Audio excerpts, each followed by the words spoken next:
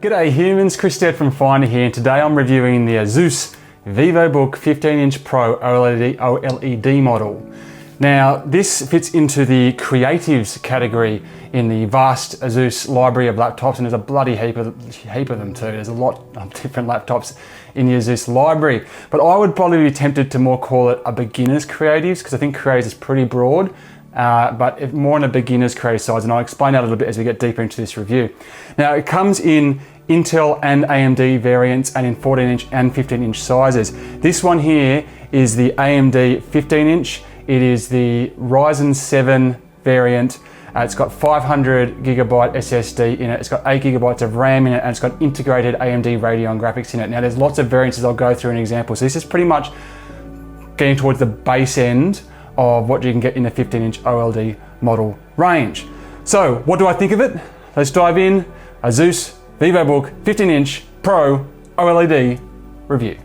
Now, I do like to start these reviews by talking about price, because I think whenever you're looking at tech, you've got to look through it through the lens of how much you've got to invest to get the quality of hardware that's in it.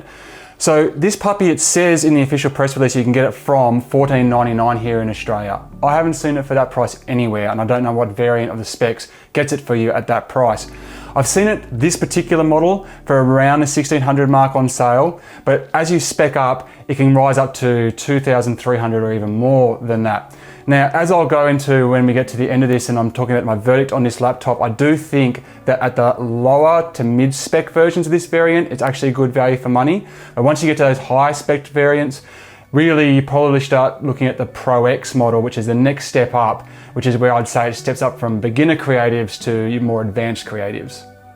So let's dive into the specs and have a look at what you can get across the variants of the Asus Vivobook 15-inch Pro OLED range. Now, the key takeaway is that most variants have an NVIDIA RTX 3050 card. This is on the higher end of the medium tier of GPUs, but like I mentioned, the particular one that I've got, it's actually got integrated AMD Radeon graphics. So you've got to be careful there when you're looking at the specs of these models that you're getting the RTX card or not. It's got a super fast M2 PCIe Gen 3 SSD for hard drive, going up to 1 terabyte. This one's got a 500 gigabyte in it. The Ryzen 7 and Ryzen 9 both have some serious chops with clock speeds in excess of 3.2 gigahertz, so pretty good on the CPU there. It's Wi-Fi 6 and Bluetooth 5 enabled, which is awesome. It comes with Windows 11 and 3 months of Adobe Creative Software Suite, and I do like the fact that with the Adobe Software Suite, even if you're already a subscriber, you can add those 3 months in, so that's cool. Harman Kardon looks after the speakers, but I'll go into those a bit more later because I'm not happy with the speakers. You're looking at up to 16 gigabytes of DDR4 RAM on this, 3200 speed on those. A 720p webcam with a privacy shutter, a noise cancelling mic, which is a nice touch. 2 cooling fans, the IceCool Plus thermal technology, 63 watt-hour battery, one-touch fingerprint access on the power button, and it's 1.65 kilograms in weight. Now that weight's actually really quite good when you hold it. You know, I'm holding it quite easily in one hand here. It's not nearly as light as, say, the LG Gram, which is mind-blowingly light if you've ever picked one of those up. But it is a portable laptop despite its size and its screen. Now, there are ports, but I'm going to leave those for their own section because, man, have they stuffed up the ports. But anyway, we'll go into that in a sec. But realistically, I think with the type of tech that's in here, looking at the price, if you can find the medium spec tier here, so you've got the 3050 in it, you got probably not going to get more on the SSD, but you might be able to get 16 gigabytes of RAM. You can get that around the $1,800, $1,900 mark. I reckon you're getting pretty good bang for buck, especially with the battery life in this, if you can get it around that price range. Of course, the shining light, I guess literally and figuratively here, is the OLED panel in this thing. And it's a beauty. It really is a nice screen to operate on. Now you're looking at 1920 by 1080, so it's a 1080p screen here. It's just full HD, it's not 4K. You can get 4K if you start to the Pro X model. So just 1080p, but you know, that's fine. That's totally workable. It's 16 by 9 ratio. So when you step up to the Pro X, it goes to 16:10. And I do much prefer the 16:10, but 16:9 is still reasonably standard. You're looking at a 1,000,000:1 contrast ratio on this bad boy. It's got an advertised up to 600 nits of brightness, but I don't know where that 600 nits is. I'm getting about, I see 400 as a max, but anyway. Still plenty of brightness on this. It's DCI-P 300% color gamut. It blows sRGB off the charts as well. So really great looking screen, great performing screen. And as hopefully you can see through here how vibrant and colorful it is, but it's just that mix of just the OLED colors, but the blacks that really bring this out. And for a lot of creatives who are going to be working with whether it's video or whether it's photos or design, any of that type of stuff, having such a vibrant and beautiful screen and such a close color experience to the reality of real life is going to be a big deal, and definitely it's the big plus of this screen. But it also means that it doubles well for just general content consumption. So I've been playing games on this, I've been watching movies on this, and it all looks good on the screen. Where it doesn't perform is with the speakers, which I'll go into a little bit more in a bit, but I found the speakers particularly underwhelming on this laptop. But if nothing else, if you're going to take anything away from this review, it's that the screen experience on this is really quite good when you're looking at a laptop that you can get theoretically for as low as $14.99 here in Australia. In general, I found the performance of using this 15-inch OLED laptop from Asus to be quite good. It takes a bit longer than I would have expected to load into Windows 11. I don't have a hell of a lot of experience with Windows 11 at this point, but I thought, given that it's a PCIe Gen 3 SSD, I thought the loading would be a bit quicker. So it does take a little while to get into it, but once you're into it, it's actually quite responsive and fast moving, and reasonably fine to use if you're not multitasking serious high-end programs one after the other, but I'll get into that in a bit more.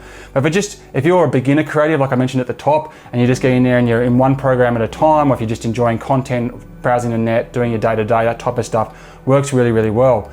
The typing experience is lovely. The keys have a really soft rubber feel to them. I found they're slightly concaved as well. They kind of grab your fingers. The typing on it's actually quite luxurious. I really enjoyed it. The only weird thing is that, I don't know if you can hear this, I'll put the mic in. See, when you tap that, there's no sound, but spacebar, big sound.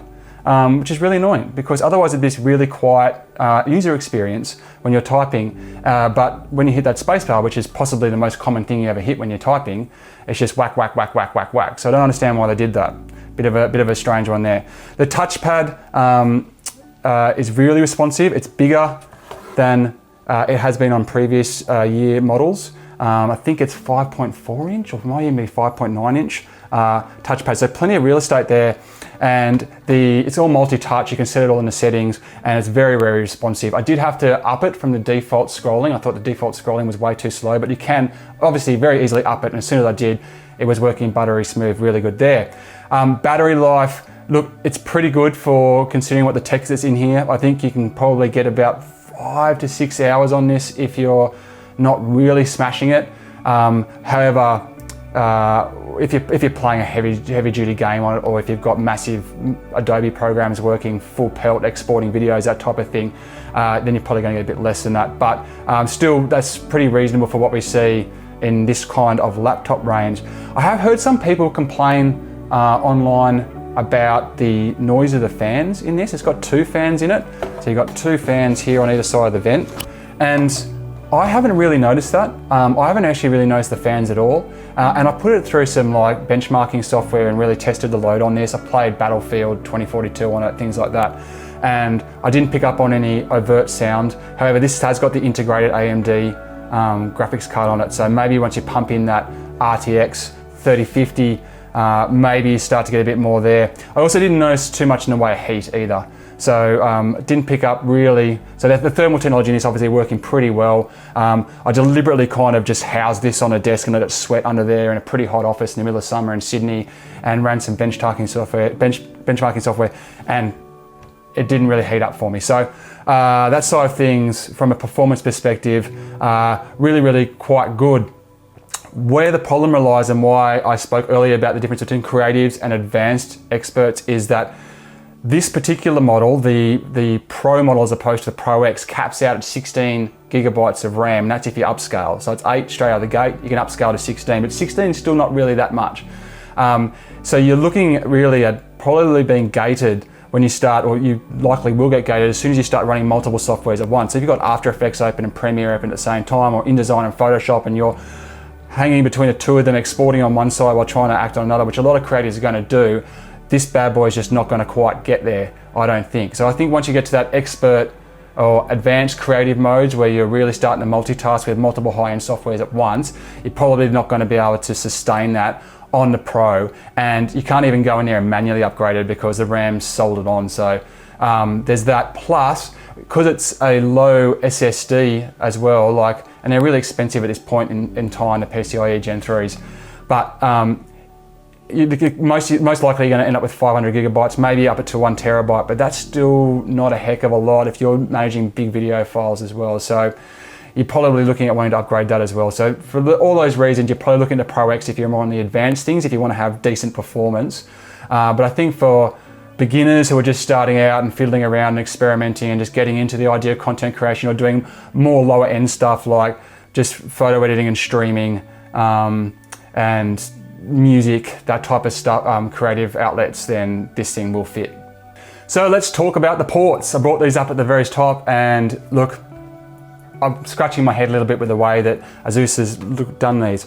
So just to spin it around for you. So this is your left side when you're using it, and this is your right side when you're using it. Now for 90% of the population, which is right-handed, this is the side your mouse is going to be on. I wanted to keep that in mind. Now if we look at the left side here, we've got the two USB-A ports. These are Gen 2, so these are 2.0 USB ports. So that's way out of date. I don't even know why they're there. Now your fast ports are on the right-hand side, where you've got a USB-C Gen 3, a USB-A Gen 3, an HDMI, and a micro SD card slot as well, a headphone jack, and a power jack over here.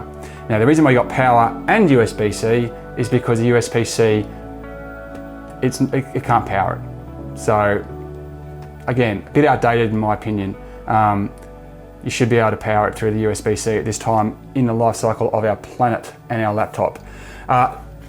You've got your two fastest ports and your HDMI if you want to put this out to a monitor, for example, which the creatives are like to do, are all on the right side, which is where your mouse goes. So you have a situation here where if you want to, for example, be a likely creative and you're going to have a Type-C high-speed external SSD plugged in here because the 500 gigs in this isn't going to cut it for very long, and you're transferring big files across to that, or you've got an HDMI cable coming out the side to your monitor and your mouse is right here, it hits the cables and it just restricts your ability to use your mouse. So this was just a bit of a daft design decision in my mind. It should be the fast ports over here, and maybe if you really wanted to have a Gen 2 USB at this point, stick it over on that side where you're hardly ever likely to use it. So that's how I feel about the ports on this. I feel that they're outdated, they don't really go where they probably could go, and they are positioned poorly. It's worth mentioning that the HDMI is at least 1.4, but this is a 1080p laptop anyway, so that doesn't really matter. Of course, if you're left-handed, woohoo! Unfortunately, the issues with the designs and the ports carry through to the design of the entire laptop itself. I'm not a big fan of the way that Asus has handled the design of this. Now there are some positives, so I'll start there. Okay, so it does have a kind of a plasticky feel. It doesn't feel expensive, and that probably lends itself to the lightness. It's aluminium, you know. So it doesn't feel that expensive, but it does feel strong. It feels really, really sturdy.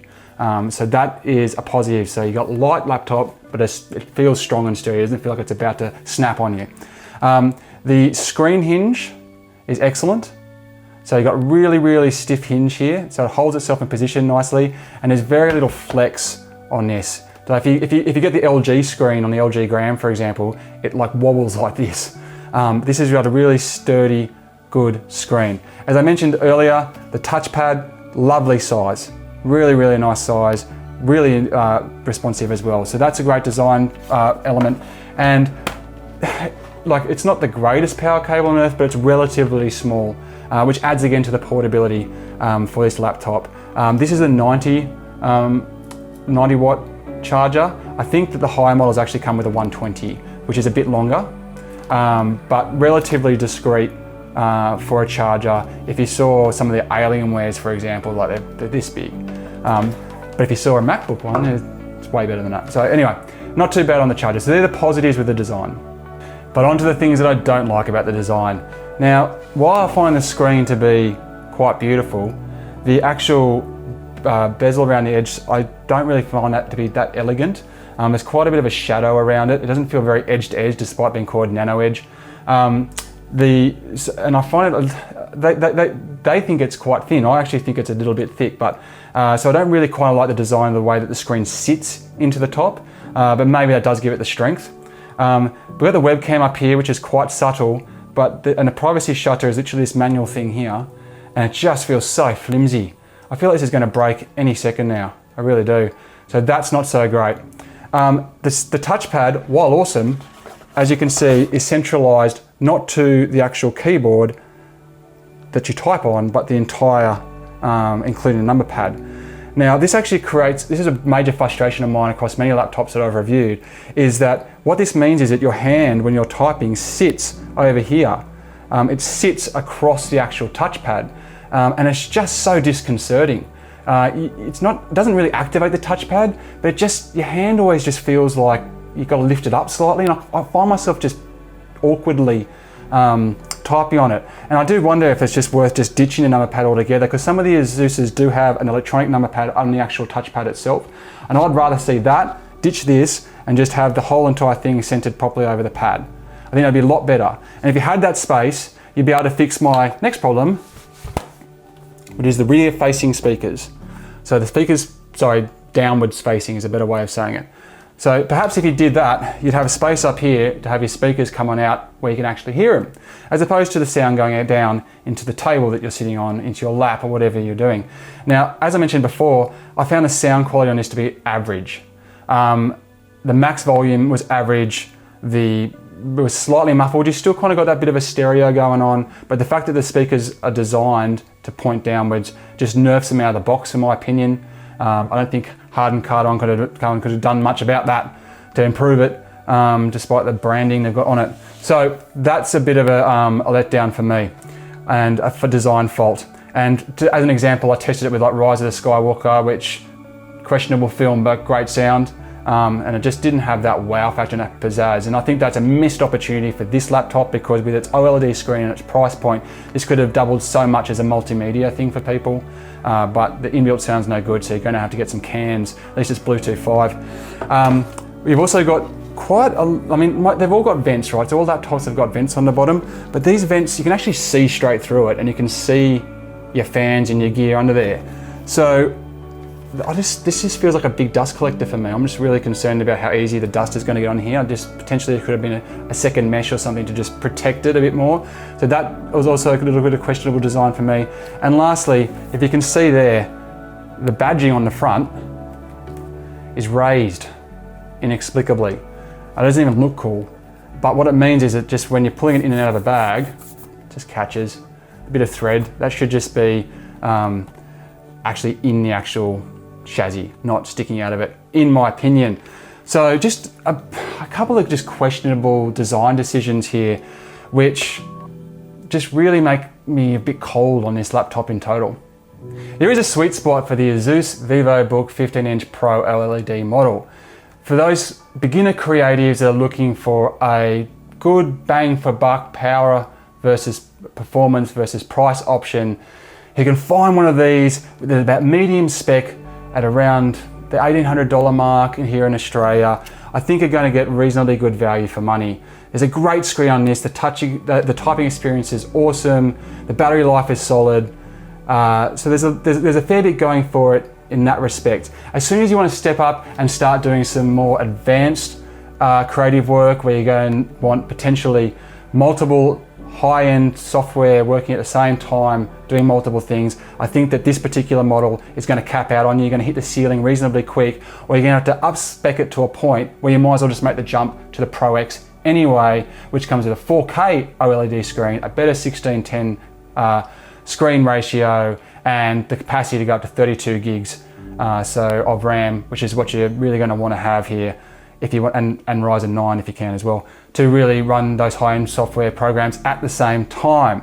Despite all that though, I just can't abide the poor design decisions in this. I feel like it's been really badly thought out in a lot of areas, and I don't really understand some of the decisions that have been made. And I feel that for many, that's probably going to be a deal breaker unless, you know, you've listened to everything that I've said and you're just like, it's not going to bother me too much.